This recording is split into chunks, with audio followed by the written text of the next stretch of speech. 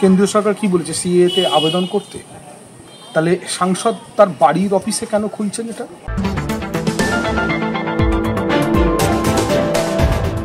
সেটার ভূমিকা কি হবে?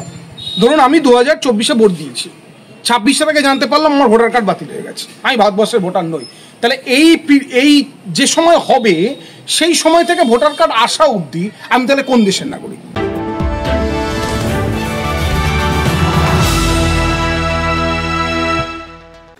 বালুরঘাটের সুকান্ত মজুমদার, তারপর সাংসদ শান্তনু ঠাকুর, আর এবার রানাঘাট লোকসভা কেন্দ্রের সাংসদ জগন্নাথ সরকারের বাড়ি থেকে শুরু হলো সিএএ সচেতনতা ক্যাম্প।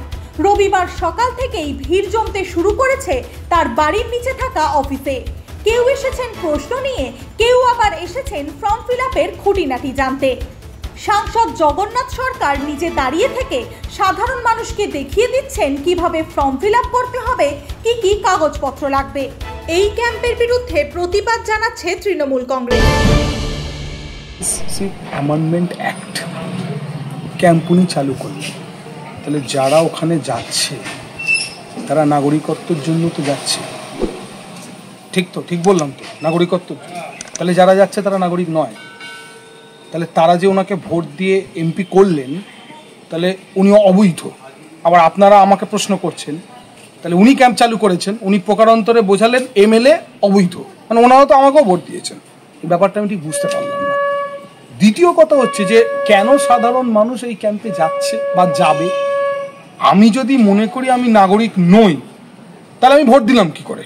যারা নাগরিক নয়, ভোটার কার্ড নেই, আধার কার্ড শুধু আছে, কি কোনো কিছু নেই, তারা যাক, তাতে কোনো বক্তব্য নেই।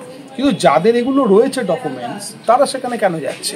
তারা কি নিজেরাই বলছে না আমার কাছে আছে, আমাদের নির্বাচন কমিশনের কাগজ অনুসারে ভোটার কার্ড আছে, আমরা ভোট দিয়েছি 24 সালে, কিন্তু তো আমরা নাগরিক নই, আমরা নাগরিকত্ব চাইতে যাচ্ছি? এই ব্যাপারটা খুব জটিল ব্যাপার। হঠাৎ করে এই সময় কেন চালু হলো? ঠিক আমি আবারও বলছি যে আমি আবেদন করতে যাচ্ছি, তাহলে আমি নাগরিক নই তো?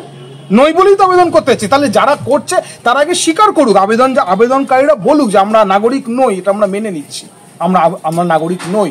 তাহলে আমার প্রশ্ন হচ্ছে তারা ভোট দিলেন কি করে? বিজেপির পক্ষ আমার এই প্রশ্নটাকেও ফেলে দেবেন না কিন্তু। আমি নাগরিক নই, আমি সিএ ক্যাম্পে আবেদন করছি, তাহলে আমি ভোট দিলাম কেন? তাহলে আমার ভোটাধিকার বৈধ নয়? তাহলে উনি বৈধ নয়, আমিও বৈধ নই। তাহলে এই সময়টা আমি যে ভারতবর্ষের নাগরিক থাকলাম না, সেটার ভূমিকা কি হবে? ধরুন আমি 2024-এ ভোট দিয়েছি, 26 আগে জানতে পারলাম আমার ভোটার কার্ড বাতিল হয়ে গেছে, আমি ভারতবর্ষের ভোটার নই।